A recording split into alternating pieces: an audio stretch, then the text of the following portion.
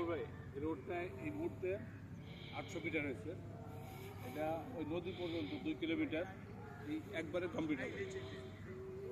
হ্যাঁ হলে ভালো। নদী পর্যন্ত যাবে। নদী পর্যন্ত 2 কিলোমিটার, এই এখনই যাবে। বেশ গুড, তাহলে ভালো। না এটা তার থামাবো না, একবারে একটু যেটা হচ্ছে এটাই তো আলহামদুলিল্লাহ অনেক কিছু।